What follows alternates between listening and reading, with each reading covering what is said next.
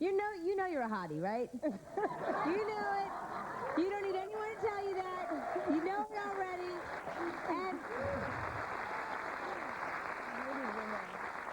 end of story.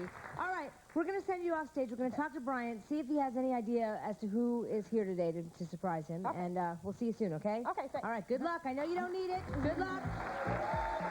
Hey, Brian, turn the music off. Come on out. Welcome, Brian.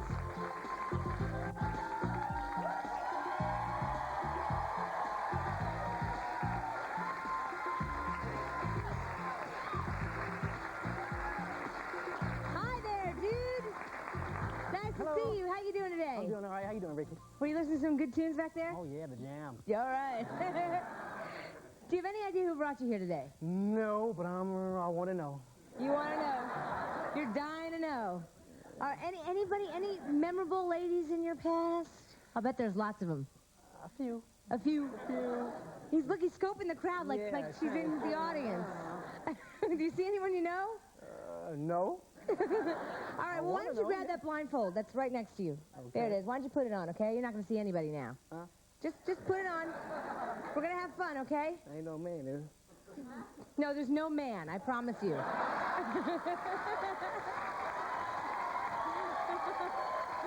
Not on this show. Okay. Now, don't touch the blindfold, Bryant, okay? You got to play fair here. You got my word. Will the person who brought Bryant here come on out?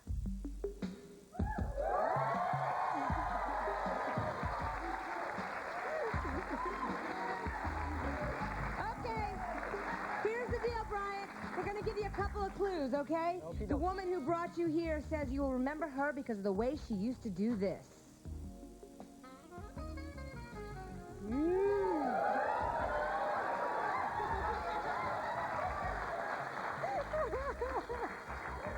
Any clue? Any clue? Not yet. Get my more. Okay, all right. And she also used to do this. Yeah. I smell the perfume. Is that the clue? Is that the clue? No. Ooh, that's everywhere. All right. Wait a minute. Brian, that's everybody? I'm not big to see it. Yeah, I know. Yeah, whoever it is. Okay. You know what I mean? Do you know who this person is? No. I can't see. Take off the blindfold. Why don't you see who brought you here? Woo!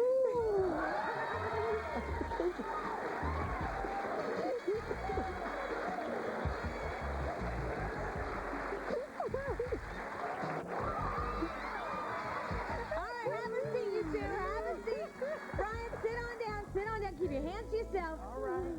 All right. Donna, why don't you tell him why he's here? Well, the reason why I brought you here, Brian, make it good, honey, is because before we were just friends and you were in a serious relationship. Right. But now I want you for me and me only. Because I love you. Oh.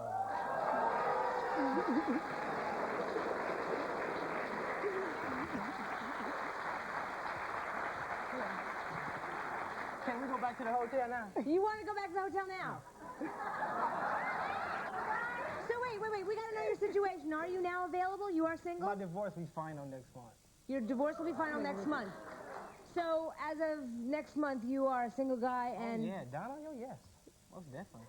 Now tell us about Donna. What does she mean to you? She's a beautiful person, Ricky. She's real nice. She has 3 pretty beautiful kids, and she works hard. She looks good. And wait, can I just share with everyone what you told my producer? Go You ahead. didn't know who was going to be here today. He listed a couple of names. Donna was one of them, and you said that Donna is the girl that you... No, I shouldn't say that? Go ahead. Donna, get this. Donna is the girl he should have married. Oh, yeah.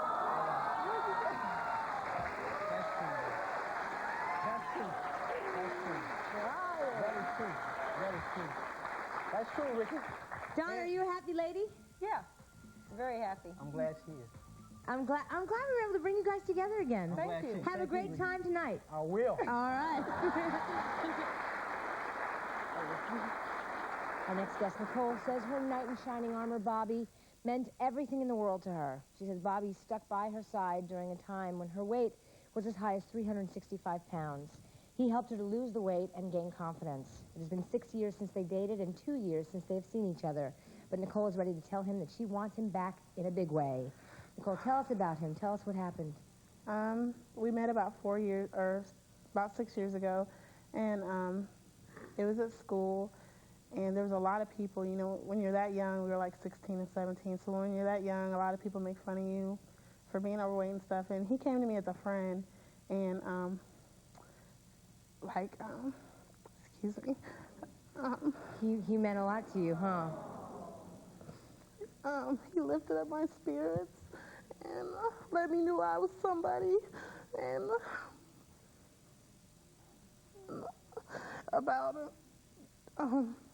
I graduated in September, and I had lost, I got down to 200 pounds. I was real close to 400 when I met him, and I had gotten down to 200 pounds.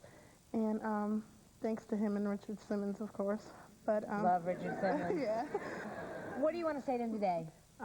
That I love him very much, and I would like for things to work out between us. I know we live real far away, but It's been quite some time. It's been 2 yeah, years. and 2 years ago when I went down there, he had a girlfriend. I packed everything I had and went down there, and he had a girlfriend when I got there.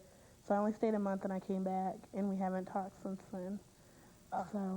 So you're a little nervous right now? Yeah, I'm a lot nervous. Oh, well, we're hoping, right? Our fingers are crossed, gang? Okay, we're going to send you out. We're going to talk to him. We'll see you soon, okay? Okay, thank you. All right, good luck, honey. Okay, when Bobby can hear me, come on out, guy.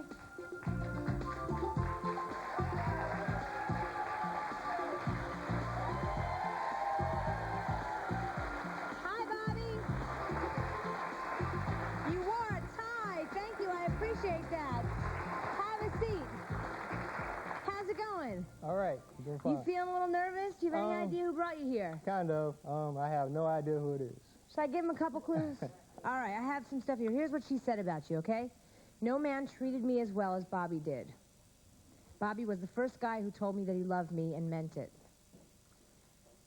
I used to get butterflies in my stomach when Bobby was around. Oh, that's a good one. Any idea who this person might be? No, sure don't. Are you ready to get the answer to I'm that ready. question? All right, let's find out who brought you here. Come on out.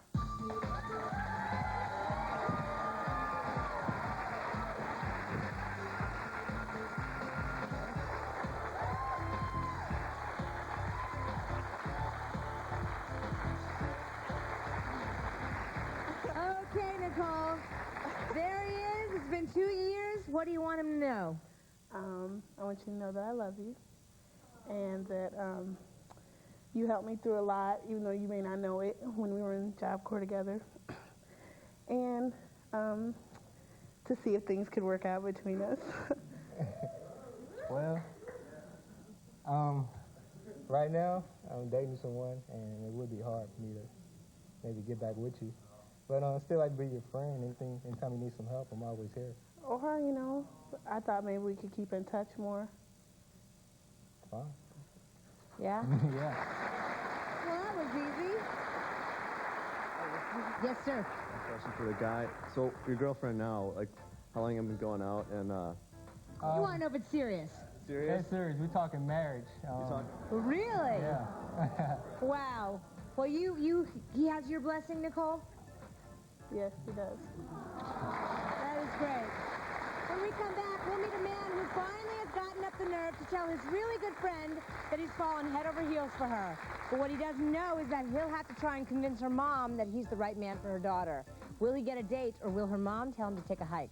Find out when we come back.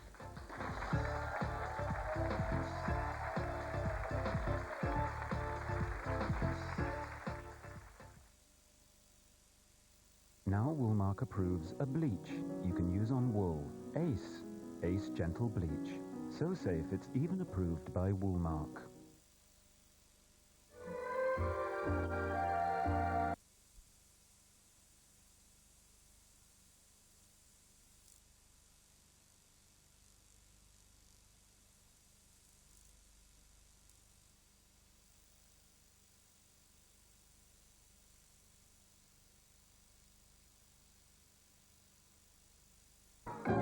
Long diary it is not. This is what and how Joe Brand has been looking for the last 6 programmes. Adoringly. Adoringly. So, 46 points. Still the champion. Martin Hoskins. Well done, Martin.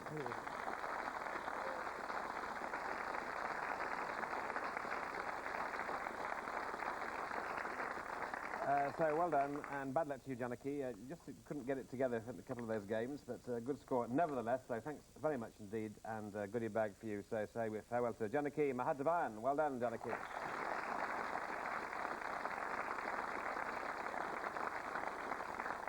So that's it. Tomorrow, Alison Barnes from Northampton will be leaping around here. How did you get on, Alison, today? Not bad. Not bad. Get that conundrum? Yes. Yes, OK. Well, pretty good in that case. OK, so that's Alison tomorrow. But for now, parting is such sweet sorrow, Joe. Yes, a baser can't have it, Richard. Which means? Fat lady has sung. Hasn't she been great? We've had a wonderful 6 days with her. We've seen you in a totally new light. We love you at tea time. I love you at any time, Richard. Oh, yes, yes, yes. So, Joe Brand, Countdown Pal. Joe Brand, everybody.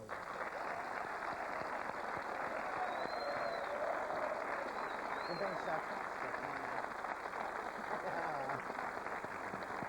And I tell you this, another funny person tomorrow, a bit different in style, though. From Joe Brand, we go to Tom O'Connor, but another great chap as well. So that's Tom O'Connor tomorrow, but from all of us, from Mark and Carol, and from me, of course, goodbye. See you tomorrow. Goodbye.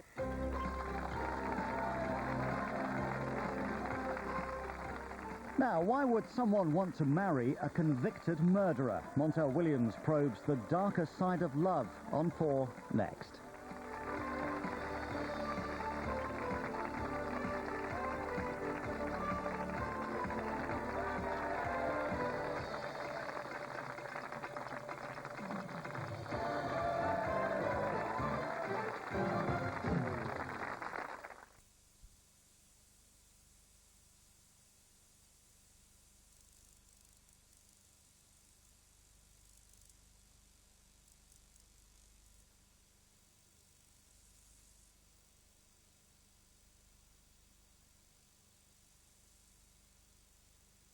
And more time with our families, particularly men who are in business, because they spend so much time working, they don't see their children often enough.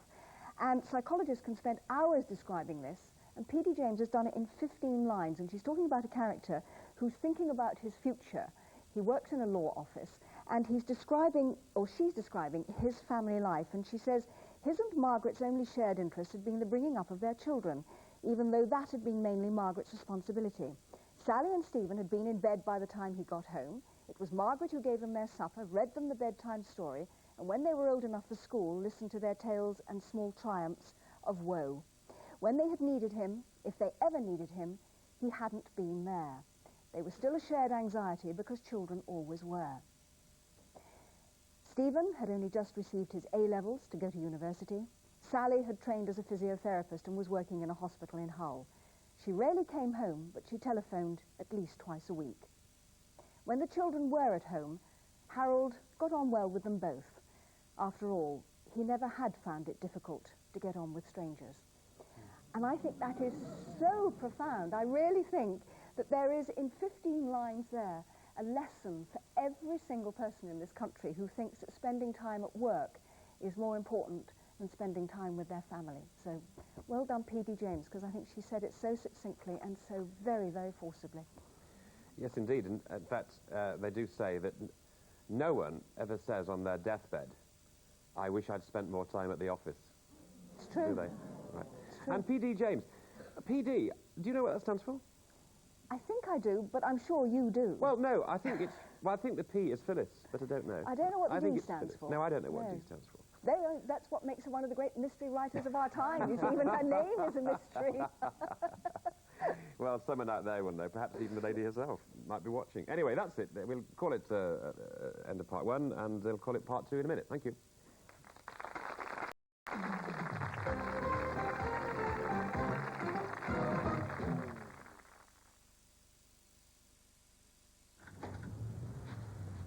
To help take the worry out of keeping warm this winter, the government's giving pensioners some extra money towards their heating bills. Pensioners on income support can expect £50. Other pensioner households should receive £20. These winter fuel payments will be issued automatically, so you don't need to make a claim. The great majority of payments should be made by the end of March. That should take the chill out of your heating bill.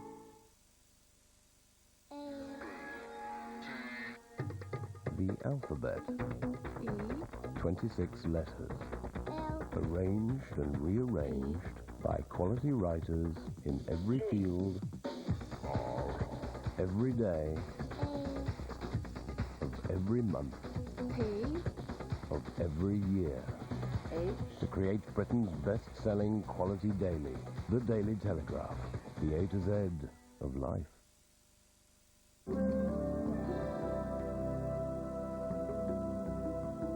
Nobody ever goes to Cyprus just once.